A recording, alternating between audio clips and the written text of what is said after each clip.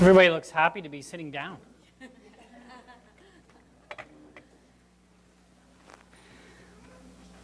The word soul. The word soul. Is soul just a religious word that church people use?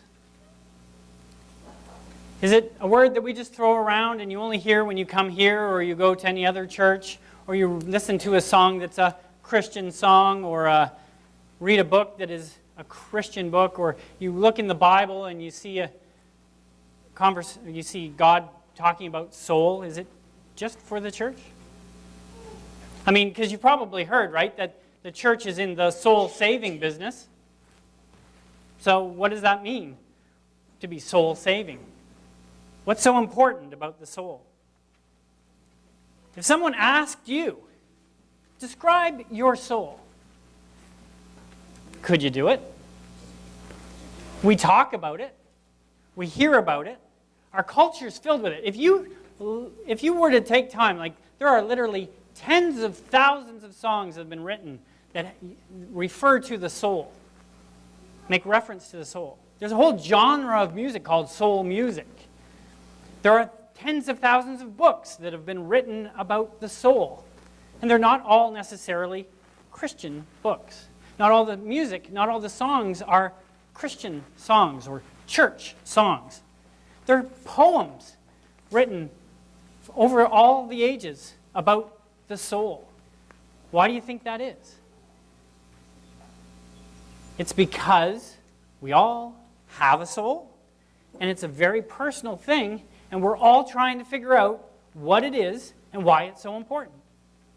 Now, I don't have all the answers this morning, and as I started to kind of do some research, and I've been reading 3 or 4 different books on the topic, and I've looked at a lot of Bible verses, the reality is I can't possibly cover the whole topic about the soul in one Sunday, but I thought we should at least start to begin the exploration of what actually is the soul. Jesus himself in the Bible shares his thoughts on the soul. In Mark chapter 8, verse 36, he says that the soul is worth more than the whole world. What do you benefit if you gain the whole world but lose your soul? There's been lots of songs written about this. I even kind of poked at Sheldon to see if he could sing one that's a very contemporary Christian one about it, and he's like, nah, I can't do it. I could do the chorus, but I couldn't do the rest. It's a little bit more of a, how would you describe it? It's part rock, part rap, and part hip-hop. So he apparently isn't Mr. Hip-Hop, so if it was a rock song, he might have done it. So why in the world, if the soul is so important, if Jesus says the soul is more important than anything you could gain in the whole world, then why wouldn't I value my soul more? Why wouldn't you value your soul more? Wouldn't it be a good thing for us to know what it is, so that if somebody asked us, that we could describe it? Wouldn't it be good to know how we should kind of take care of our soul and maybe nurture it and grow it? You see, because there's 2 things I do know about the soul. Number 1, you've got a soul. I've got a soul. I don't think there's too many people that are going to debate that. They may define it differently, but every single one of us has a soul. And the second thing that I know for sure is that my soul is the only soul I'm ever going to have, and your soul is the only soul you're ever going to have. You don't get to trade it in. You don't get to do an upgrade. Yours is not more important than mine. Rich kings and queens, their soul is not more important than people who live on the streets. All our souls are equal. And we all have one, and it's the only one we're ever going to have. And so, I think the reason that the soul is referred to in so many songs and so many books and so many poems is because every single person on this planet is trying to define what their soul is. They're trying to connect with their soul. They're trying to get in touch with it. And they're really trying to search for meaning, because the soul is really where we get meaning. And people search all over the place for all kinds of things. Think about yourself. You've searched for all kinds of things, for meaning about your soul, to give meaning to your life, to try and define your life and try to understand, why am I here? And if you haven't been asking that question, you probably wouldn't have come here. Or you probably wouldn't have been coming to LifeBridge for a long time, because you've started to realize that your soul has an important connection to God. And so a church is a good place to grow in that experience, to grow in that understanding, and to try and figure some things out. And so this morning, I'm going to try to help you with that. But I'm also going to do something a little unusual this morning, something that I don't know that we've actually ever done before. And I can because I'm in charge. And that is, I'm going to show you a music video this morning that isn't a Christian music video per se. It's not a music video that's been produced or a song that's been written specifically for the church community. It's a song that's very popular on the radio today. You've probably heard it. You definitely have, in all likelihood, if you listen to any contemporary music whatsoever on C100 or any of the other sort of top 40 stations, you've heard songs by this band for sure over the last couple of years. Do they play it on CBC? They do not play it on CBC. So maybe Dave is the only one who has not heard of this band or not heard this song. But I am almost certain that when the song starts to play, he's going to feel a little bit like tapping his toe. And you might even feel a little bit like clapping or wanting to get up and dance, because it is a very catchy song. But what I want you to do, as much as listening to the beat of the song and referring to it as you've recognized it from the radio, is I want you to listen to the words, to the lyrics. And I want you to start to think about, is this a Christian song? What is he singing about?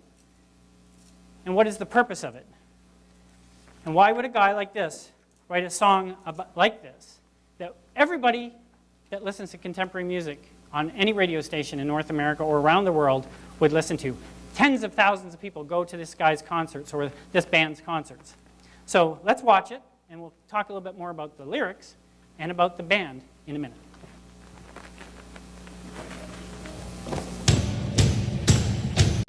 Who's the band?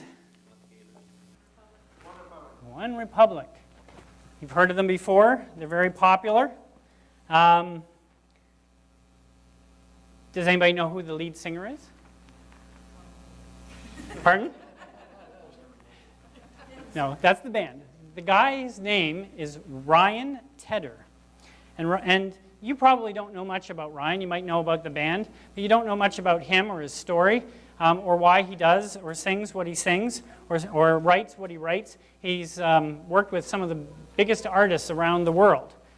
But I thought it'd be a good idea for you to hear a little bit of his story. So I found an interview, and I cut it down to about just a little over 2 minutes, so you could hear why he writes what he writes and what he does. So go ahead and play that interview. So it's not a video.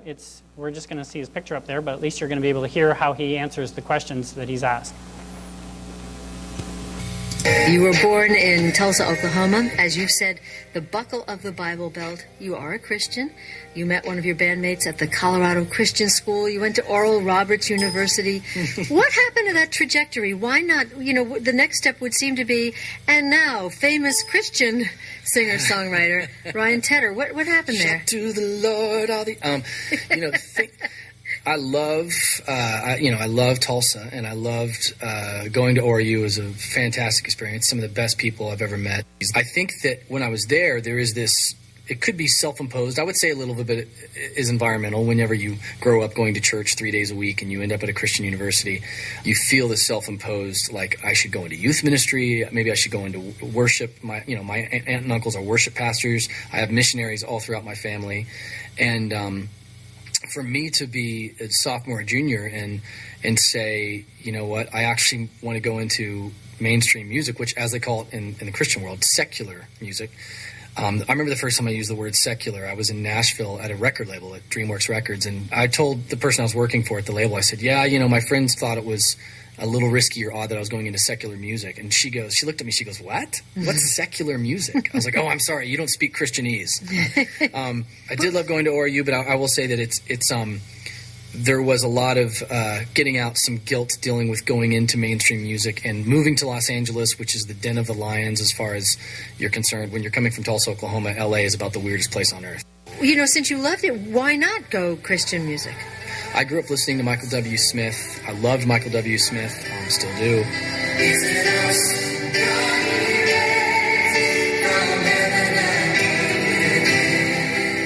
Stephen Curtis Chapman, DC Talk, all these big, huge, iconic Christian acts, and I still love them.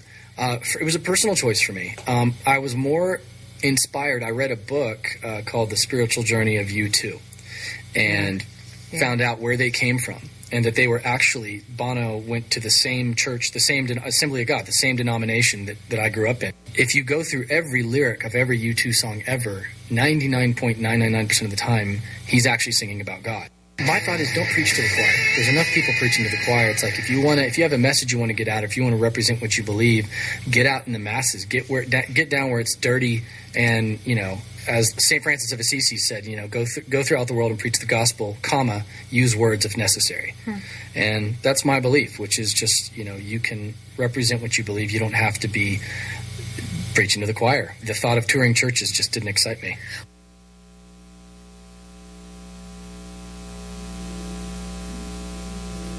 About his story.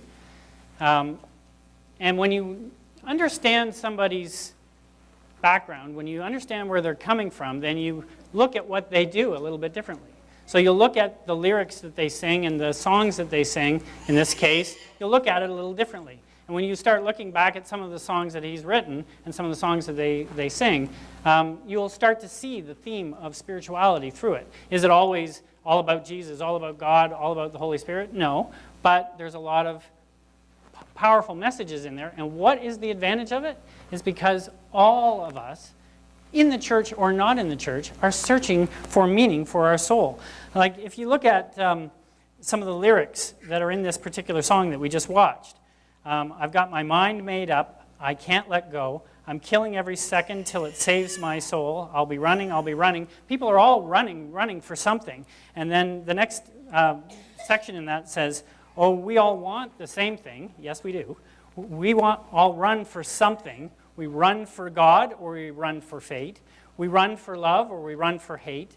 For gold, for rust, for diamonds or dust. The reality is our entire being, our entire lives are running and searching after something.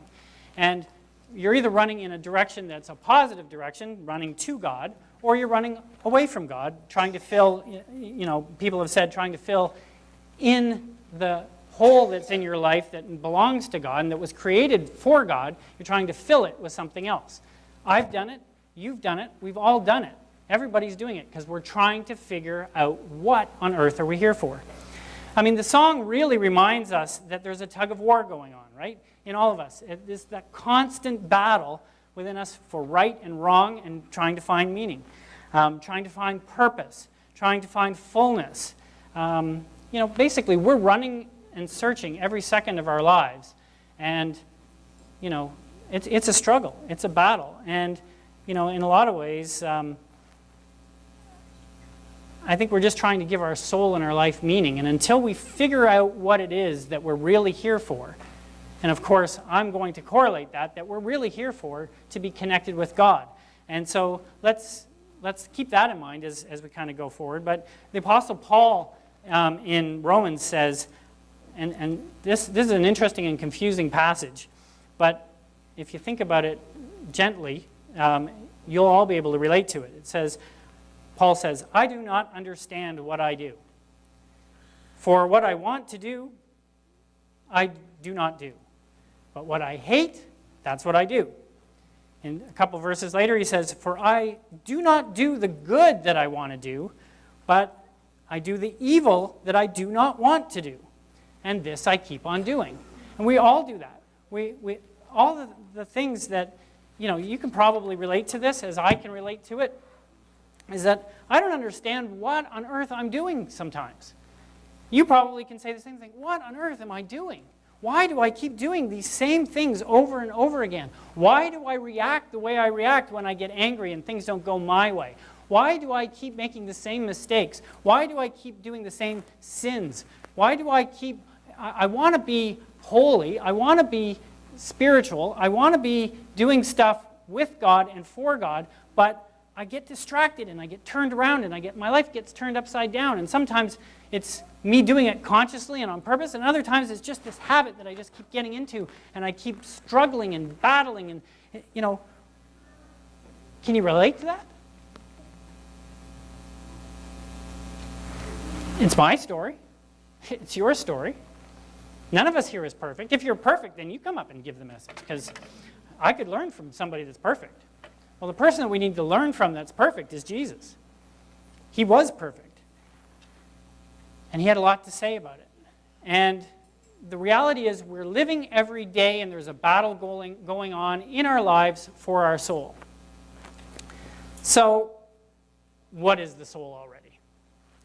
Well, we each have an outer life and an inner life. You see, when you look at my outer self, ta-da! I'm snazzy dressed, and I, have slightly graying hair, and, if I eat too many chips, then I get a little bit saggy around the middle. But the reality is, when you look at me, you see only part of me. You see my outward self. You see how I act and how I react, how I laugh and how I tease. You see how the job that I have and the accomplishments or whatever I've done in my career, how I run my business.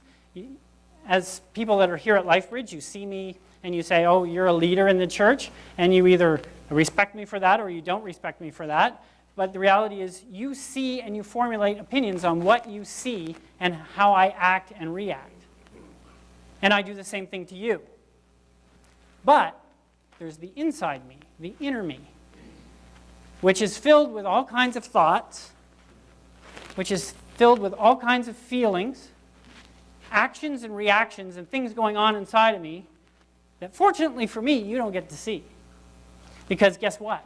It's not always as nice as what you might see on the outside. Sometimes what you see on the outside of me isn't nice either, because what's going on inside me manifests itself in the way I act or react to you in any given situation. But there's all kinds of stuff that's going on inside of me that is kind of tucked in there that even I sometimes don't pay quite close enough attention to and acknowledge. The stuff that's good that's going on in there you don't get to see, so it gets no accolades, it gets no credit from you. But the bad stuff that's going on inside of me, the mean thoughts that I have, the angry reactions that I have when I run into situations of conflict, the sinful thoughts that I have, you don't get to see that. And as a result, you don't judge it. And so I can tuck that away and bury it inside a little bit and presumably I don't have to worry about it. Or do I? And you're exactly the same way, by the way, is that there's stuff going on in you. It might even be going on in you right now, and you might be really angry and say, I don't like what you're saying. That's fine, but I won't notice it unless I see it on your face or I hear it come out verbally out of your mouth, or you react in some physical way like slap me, or I spit on you. A little spittle flying out of my mouth.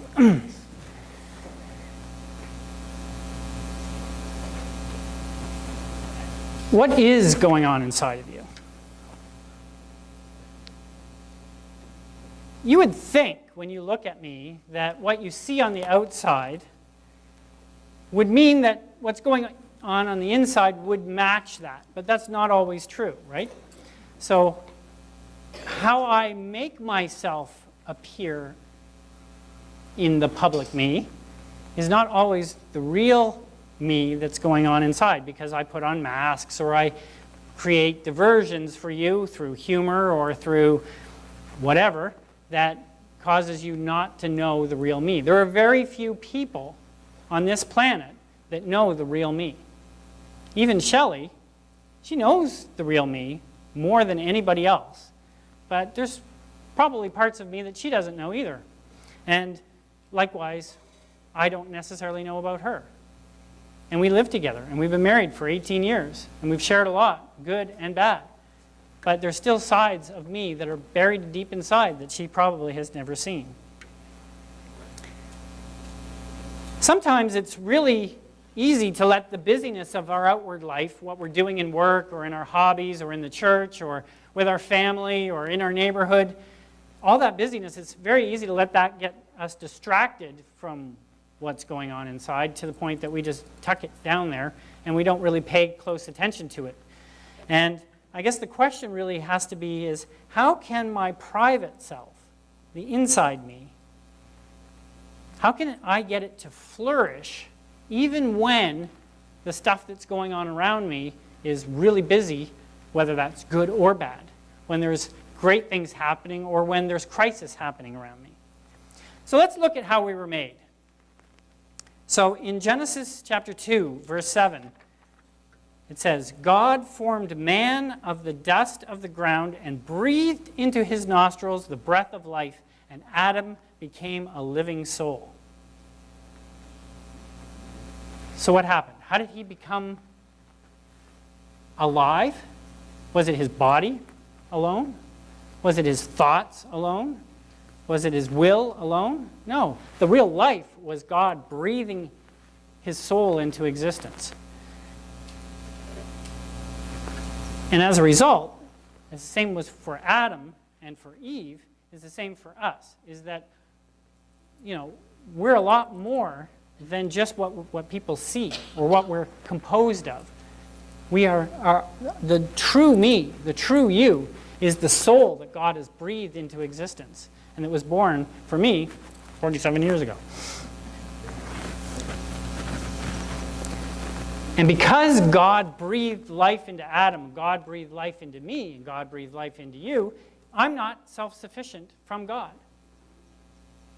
I may try to be, you may try to be, but we're never complete when we try to do that. There's a guy named Dallas Willard who passed away a couple of years ago, and he was a very well-respected author and a professor, and he said the following thing: what is running your life at any given moment is your soul.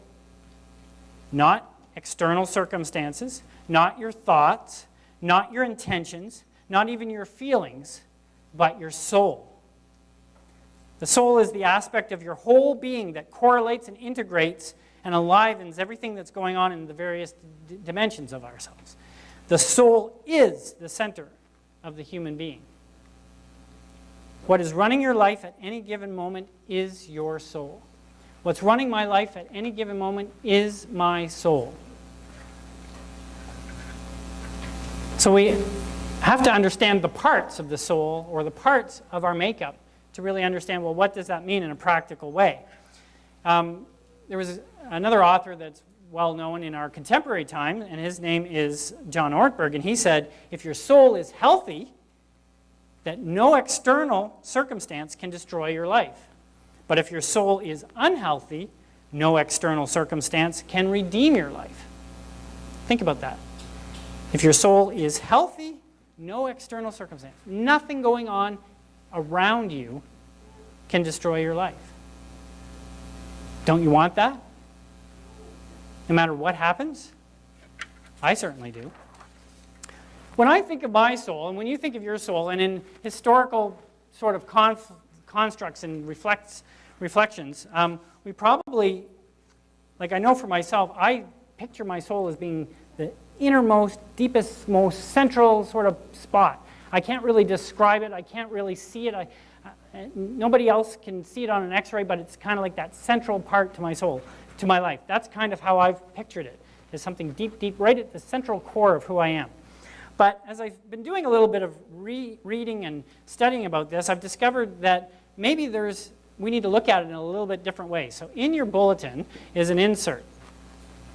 And there's 4 circles there. And I want you to write in with me the 4 pieces of these circles that basically compose you and me. So at the center, as I've been reading it, several people have said, at the center of our lives, what is there, this innermost circle, is my will, the human will. This is my capacity or my capability to choose. I can say yes or I can say no to things. The will is what really makes me a person and not a thing, or makes me a person and not an animal. I make decisions. You make decisions. This is, where God kind of said that we will have dominion. We will reign. We are rulers in the world. We may reign and make good decisions or bad decisions, but the reality is, whatever we're in charge of, whether it's just our own life or our household or our career or whatever else, we make decisions about it, good or bad. And that is our will that gets to make those decisions based on information that we process through our thoughts. But if the center of our life is our will and not our soul, then you would probably be asking, well, if that's the case and it's at the center, my will's at the center, why can't I just will myself to be more spiritual? Why can't I just will myself to be more connected with God?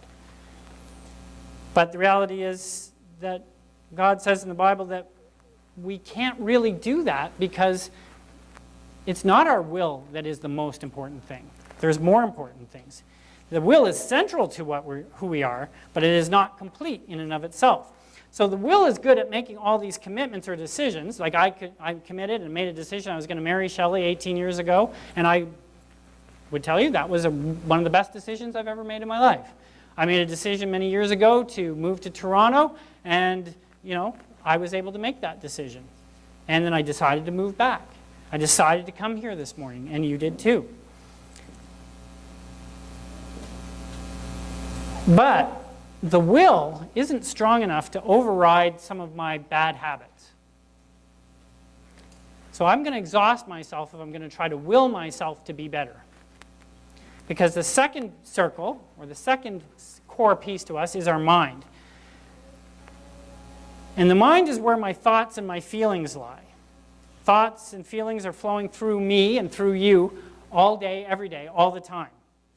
And as a result, we have some habitual patterns going on because of our thoughts and feelings that have been influenced in us over time based on how we were raised, the environment we were in, the environment we're in now, even in our homes, in our marriages, in our jobs, our career, how our family supports us. This is sort of that truths and lies thing that we talk about in the second year of LifeBridge's growth group curriculum, is that certain influences in our lives have caused us to buy into certain lies over time that don't actually correlate with how God intended things to be. When I think bad thoughts, things that are false or unworthy, when I entertain desires that are in opposition to God and what He wants from my life, then I'm kind of damaging my soul. When I'm not doing things that are in alignment with God, I'm damaging my soul. You're damaging your soul. Paul says in Romans chapter 8, verse 6, he says, "So letting your sinful nature control your mind leads to death. But letting the Spirit, or God, control our minds leads to life and peace." The mind, my mind, your mind craves to be at peace. We're in a really good place when we're at peace, right?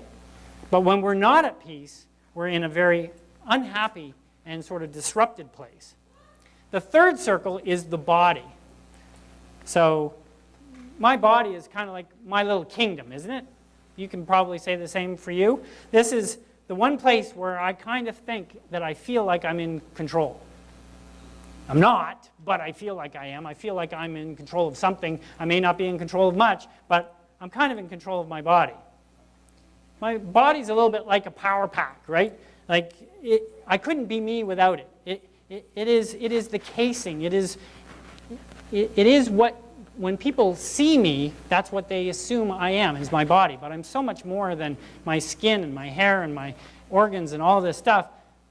There's a lot more going on inside of me that makes me me because of that's happening within my body. Our bodies are really amazing, but they're not the whole story. Because I'm not just what my body's made of.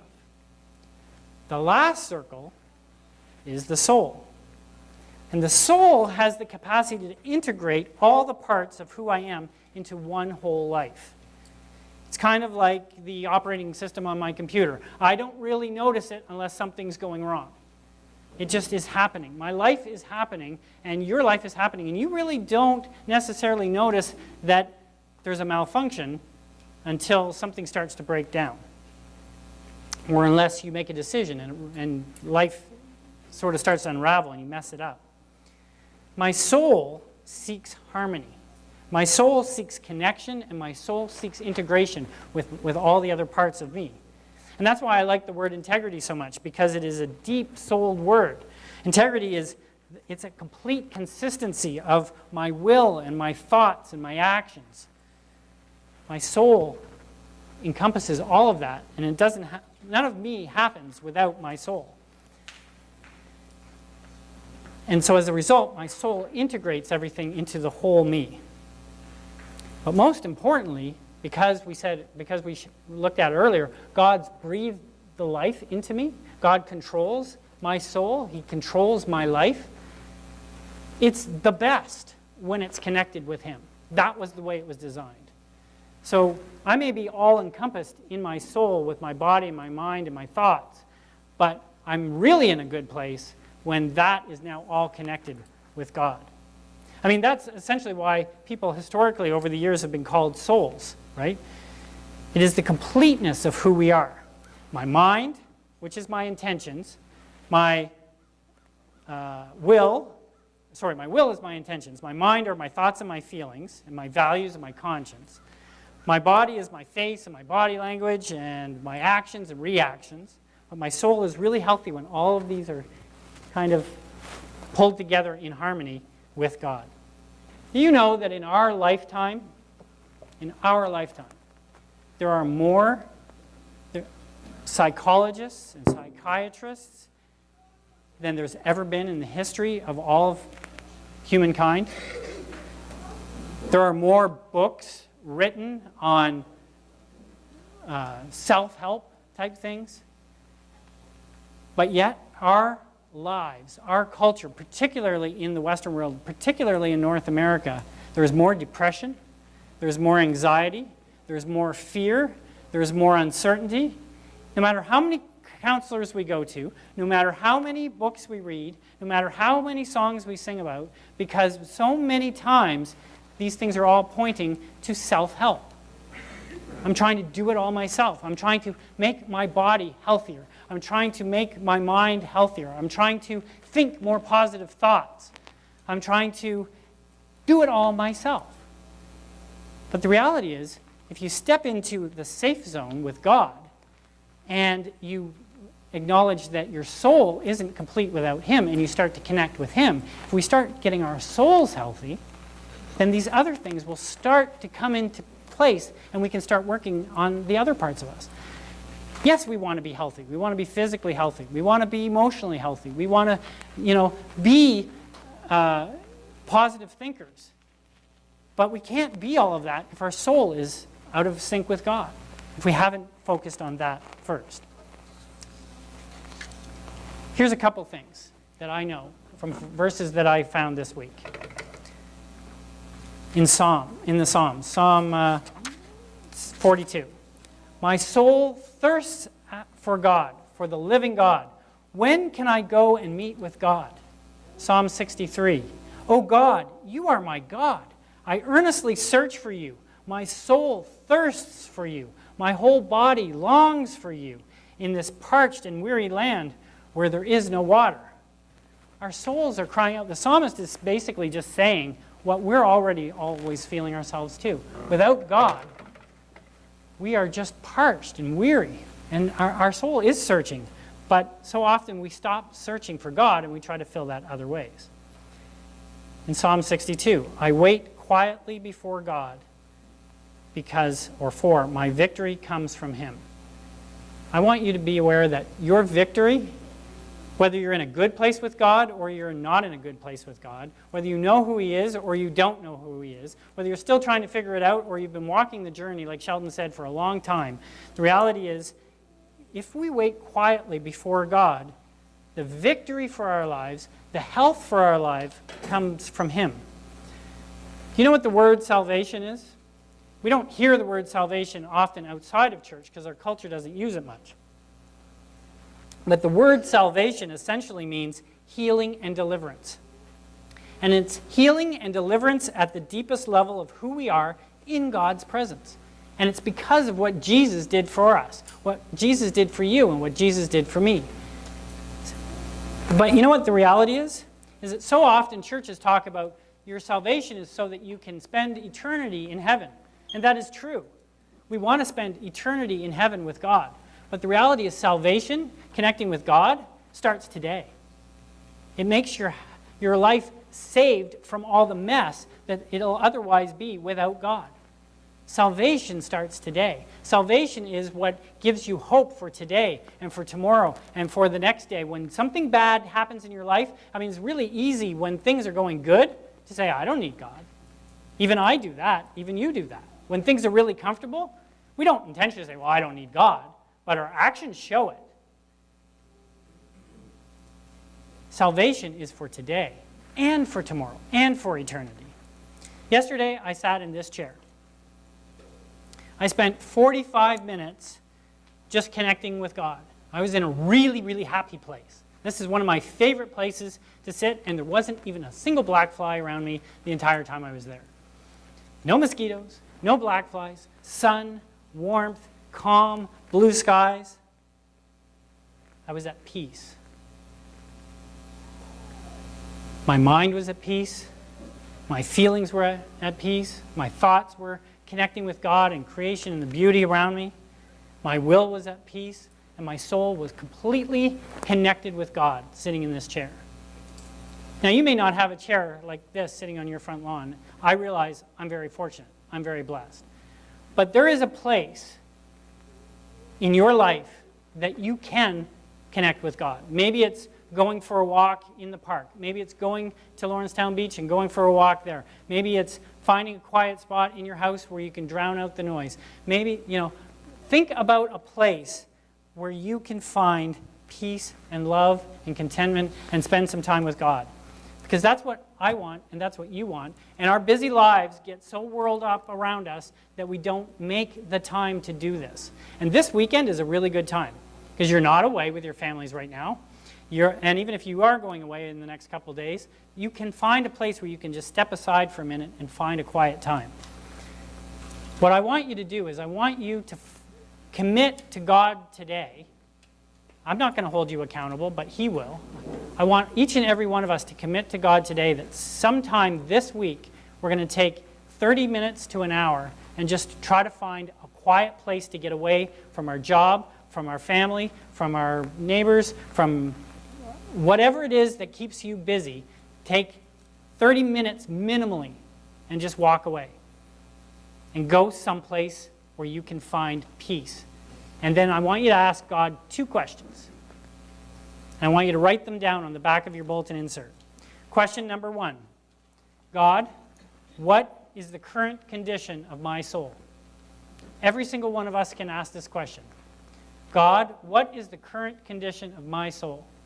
Whether you know who He is or you don't know who He is, whether you've been really close with Him or you haven't, you can ask this question. God, what is the current condition of my soul? And you will be amazed at what answers you start to feel in your mind, soul, body, and your life. And the second question I want you to ask God is, God, will you show yourself to me in a unique way this week? Because God will speak to you in a way that He won't speak to me. Maybe sitting at the edge of the ocean, you don't feel anything connected to God. Maybe your place is sitting by a river or walking in the park. I know people who feel connected with God when they're doing a hobby, where they're working with their hands, making something. That's their quiet, alone time with God. Yes, they're doing something, but they're connecting with God. Whatever it is that does it for you, find the time this week. Because your soul and your health today, tomorrow, and for eternity depends on it. Let's ask God if He'll help us in that pursuit. Father, now that we see a little bit of a better picture of how we're constructed and how we're made, and what your intention was for us when you breathed life into our body, we just ask that you would help us to understand who it is that you've made us and what our soul really is about and whether we're really connected with you the way you want us to be. And my guess is that most of us would say we're not connected to you the way we want to be, and certainly not as much as you want us to be. So help us to carve out time in our busy lives and our busy schedule. Let us find some time in the beauty of the summer, in the beauty of the weather that we're having. Let us connect with you in nature or in a quiet place. And we ask that you will speak into our souls, that you'll help us connect with you like we've never connected before, and that we can begin a journey that is so fresh and so exciting and so revived that we really do have salvation for our soul for today and tomorrow and for the weeks ahead. God, show yourself to us in a unique way this week, every single one of us here, and let us be filled with the incredible excitement and joy that we will get when we come to meet you face to face.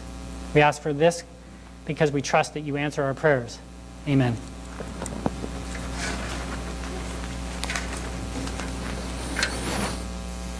The LifeBridge Community Church, there's more people here this morning than I actually even thought there might be. Take a minute and shake a hand or give a hug or cover your ears and encourage someone standing or sitting next to you.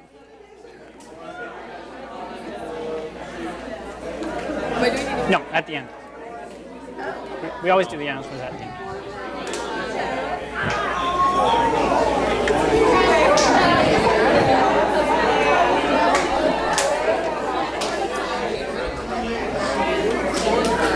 But don't sit down yet because we're still going to be doing some music. We're going to do things a little bit different this morning, but we're also going to have probably a little bit shorter service this morning so we can get out and enjoy some of the nice weather. And because the pastor's away, the mice will play and we will do what we want to do. This morning we're talking about the soul and the importance of our soul and what our soul is. And so this morning as you're singing the songs, they've been selected with the thought of trying to draw us into thinking about our soul and singing with our soul to God. So let's take some time and do that after we pray and ask God to give us his vision and his understanding of what our souls really are all about. Father, thank you so much for bringing us here this morning. We are excited to be here. It's a beautiful long weekend. Summer is here, and you've created it, and we get to see it, and we get to feel it, and we get to experience it. And this morning, we just ask that you would help us to experience and feel and get to know you better as we get in touch with and try to understand what you want to teach us about our soul this morning and how it's so important to us and how it's important to our lives and how it's important to you. We ask for your wisdom, your guidance, and your presence this morning. In Jesus' name, amen. No sitting.